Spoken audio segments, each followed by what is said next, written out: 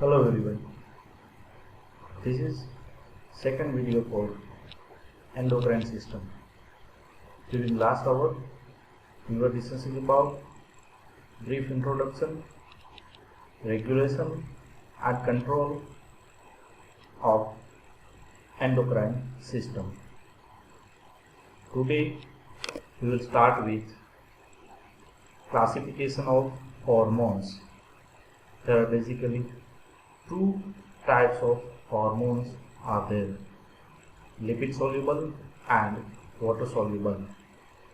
Lipid soluble hormone includes steroid hormones, thyroid hormones, that is T3, T4 and calcitonin with nitric oxide. Water soluble includes amines, peptides, protein and eicosanoids. The endocrine glands and their hormones. Before proceeding to their individual hormones, one thing that all we should know about the endocrine glands and those tissues or systems, even they can secrete hormones, that is brain, digestive organ and the kidneys. Okay, first of all we will discuss pituitary gland.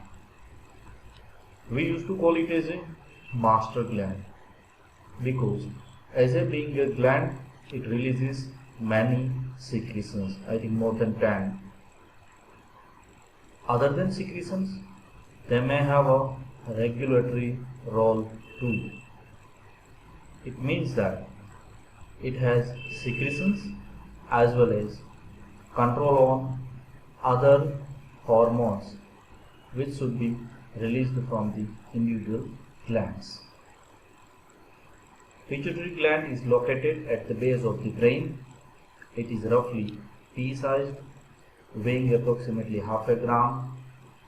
The pituitary gland has been called the control center of the endocrine system. It is under the control of the hypothalamus. We will discuss it during control mechanism too. There are three parts or lobes.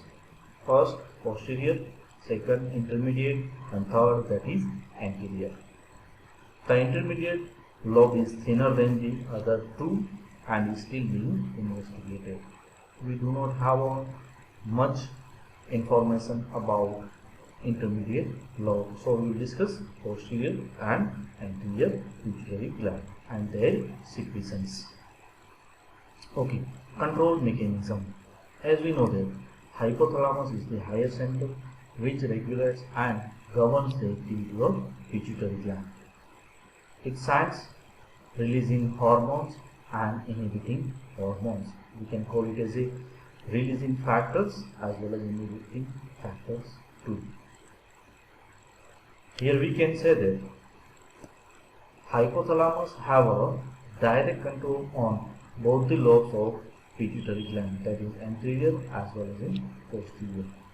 Here the major role belongs to the immune system as well as, not immune system, that is nervous system, that is neurons. Now we can see here that individual hormones released from the anterior lobe and posterior lobe. From anterior lobe, first one, that is thyroid stimulating hormone that acts on the thyroid gland which releases thyroid hormones. Next is for adrenal gland, that is adrenocorticotropic hormone, which is growth hormone, follicle stimulating hormone, luteinizing hormones, prolactin. These are all first 6 that releases from anterior pituitary gland. In the cases of posterior, it releases oxytocin and antidiuretic hormone. Hormones of the anterior lobe, what we have already listed out, that is growth hormone or somatotropic hormone, thyroid stimulating hormone or thyrotropic hormone, adrenocorticotropic hormone, prolactin, gonadotropins, in that follicle stimulating hormone and luteinizing hormone. In cases of posterior lobe, that is antidiuretic hormone, that is ADH, and oxytocin. Okay, first today we will learn posterior pituitary gland and their secretions. The lobe that stores two hormones. See here, remember one thing. It does not form any, or it does not produce any hormones. So that's why, remember that it just stores basically two hormones, because these two hormones, that is antidiuretic hormone and oxytocin, will be synthesized in hypothalamus, and further it will be given or released to the posterior pituitary gland for the further need.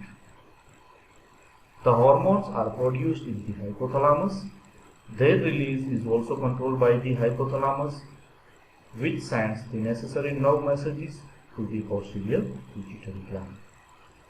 The two hormones are antidiuretic hormone, that is ADH, and oxytocin. ADH controls the amount of water in body.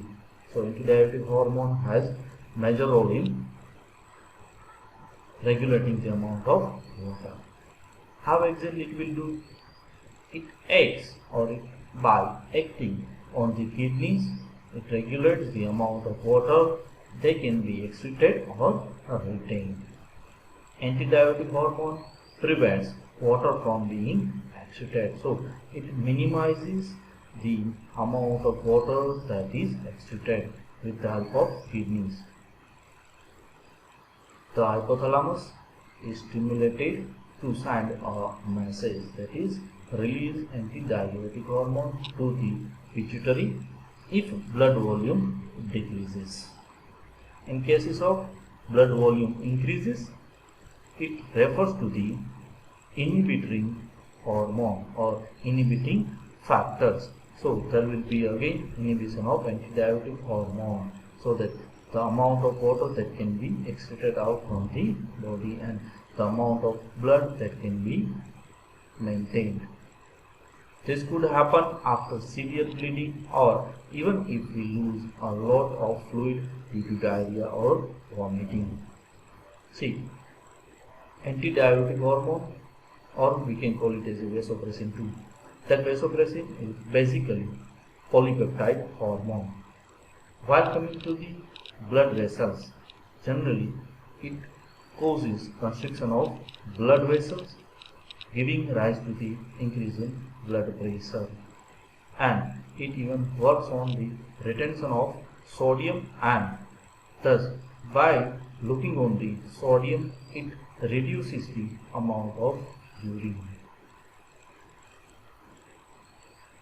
Next hormone, oxytocin.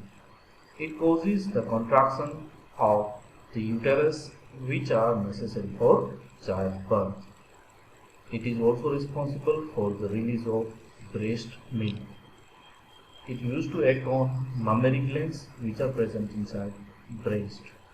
Hence, the stimuli are factors like the pressure of the infant's head on the uterus or near the nipple during breastfeeding. The function in men is uncertain. Okay, so today we were discussing the types of hormone. Next is pituitary gland. In that, the general terms or general terminologies that we have gone through the overall or briefly listed the hormones which are released from anterior pituitary gland as well as from the posterior pituitary gland, and we have gone through the hormone that is released from posterior pituitary gland. Thank you.